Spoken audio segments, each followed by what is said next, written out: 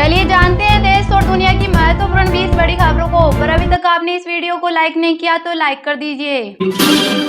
मोदी योगी के बीच दिल्ली में 1.5 घंटे चली मुलाकात। केशव ने कहा अखिलेश का सोच चूहे खाकर हज करने जैसा हाल। यूपी चुनाव से पहले युवाओं को जोड़ रहा आरएसएस। मोहन भागवत का सामाजिक समरसता पर भी फोकस। ग्वालियर में हर घर दस्तक अभियान पर चर्चा। 2025 में देश की जनसंख्या 146 करोड़ होने की संभावना। राष्ट्रीय जनगणना अगले साल से शुरू होकर 2026 की शुरुआत में होगी खत्म। प्रियंका के साथ वायनाड पहुंचे राहुल गांधी। बोले अब प्रियंका आपकी बहन, बेटी और मां भी वह आपकी सबसे अच्छी सांसद होगी। महाकुंभ में पानी के अंदर चलेगा ड्रोन। बिजली गई तो भी नहीं होगा अंधेरा। सुरक्षा में 37,000 जवान हर समय रहेंगे तैनात। 48 लाख बुजुर्गों को मिलेगा आयुष्मान योजना का लाभ। इंदौर में सबसे ज्यादा, निवाड़ी में सबसे कम सीनियर सिटीजन। एक हफ्ते में नए नाम जोड़ने के आदेश। पीएम मोदी जमुई में जनसभा को करेंगे संबोधित। बिरसा मुंडा की 150वीं जयंती पर 15 नवंबर को आगमन। दिल्ली की टीम ने किया मैदान का निरीक्षण। झारखंड में लागू नहीं होने देंगे यूसीसी। अमित शाह पर हेमंत सोरेन का तंज। पूछा बांग्लादेश के पूर्व पीएम को क्यों शरण दिया। चंद्रशेखर ने नसीम सोलंकी का समर्थन किया। कानपुर में बटेंगे तो कटेंगे पर बोले हरिजन बोलकर सीएम घी बांट रहे। कमलनाथ बोले 2023 में झूठे वादे कर बीजेपी सत्ता में आई। बुधनी विजयपुर उपचुनाव में सरकार को नींद से जगाने का मौका।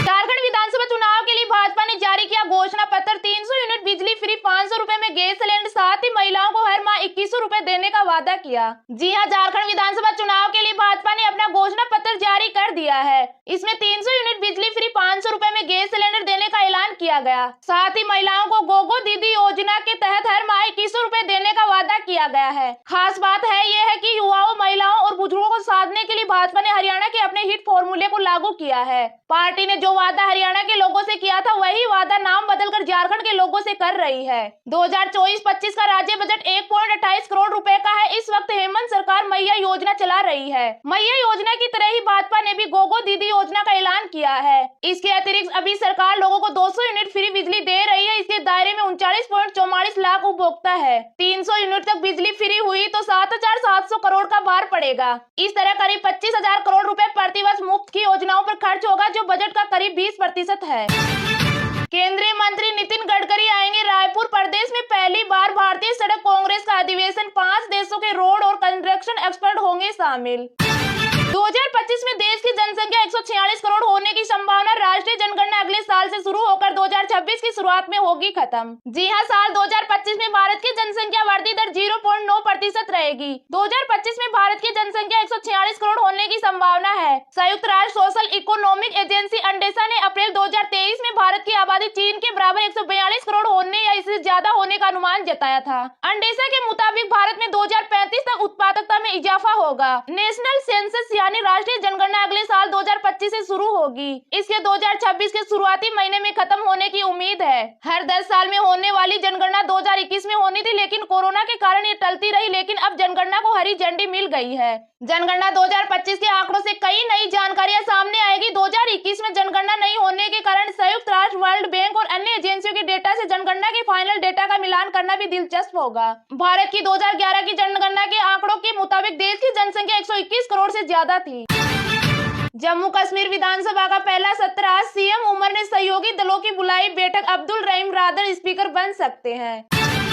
48 लाख बुजुर्गों को मिलेगा आयुष्मान योजना का लाभ। इंदौर में सबसे ज्यादा, निवाड़ी में सबसे कम सीनियर सिटीजन। एक हफ्ते में नए नाम जोड़ने के आदेश। जी हां, मध्य प्रदेश में आयुष्मान भारत प्रधानमंत्री जन आरोग्य योजना का लाभ 48 लाख बुजुर्गों को मिलेगा। 70 साल से अधिक उम्र वाले इन बुजुर्गों को सबसे ज्यादा संख्या इंदौर में और सबसे कम निवाड़ी जिले में है। नवगठित मेहर, मऊगंज और पांडुनौर में 70 साल से ज्यादा उम्र के बुजुर्गों की संख्या निवाड़ी से ज्यादा है। लोक स्वास्थ्य एवं चिकित्सा शिक्षा विभाग ने एक हफ्ते में इस योजना के अंतर्गत नए बुजुर्गों के नाम जोड़ने के निर्देश कलेक्टरों को दिए हैं। 70 साल से अधिक उम्र के बुजुर्गों के उपचार के लिए शुरू की गई इस योजना के लिए प्रदेश के 1048 अस्पताल सूचीबद्ध किए गए हैं। आयुष्मान भारत प्रधानमंत्री जन आरोग्य योजना में 70 साल और उससे अधिक उम्र के बुजुर्ग नागरिकों के लिए हर साल 5 लाख रुपए तक का सुरक्षा कवच देने के केंद्र सरकार के फैसले के बाद राज्य सरकार ने सभी कलेक्टरों को निर्देश जारी कर दिए हैं। जो पात्र वरिष्ठ नागरिक है उन्हें एबीपीएमजेवाई के अंतर्गत एक नया विशिष्ट कार्ड जारी किया जा रहा है। जो पहले से ही इस योजना के दायरे में कवर है उन्हें अपने लिए 5 लाख रुपए तक की वार्षिक टॉप अप कवरेज मिलेगी, जिसे वे अपने परिवार के 70 साल से कम उम्र के अन्य सदस्यों के लिए साझा नहीं कर सकेंगे। यह 5 लाख रुपए तक की स्वास्थ्य सुरक्षा कवरेज वार्षिक होगी। जयशंकर बोले, कुछ देश दूसरों की तुलना में ज्यादा जटिल, भारत विश्वामित्र बनकर सभी से मित्रता करना चाहता। मल्टी पावर दुनिया में मित्रता एकली नहीं रही।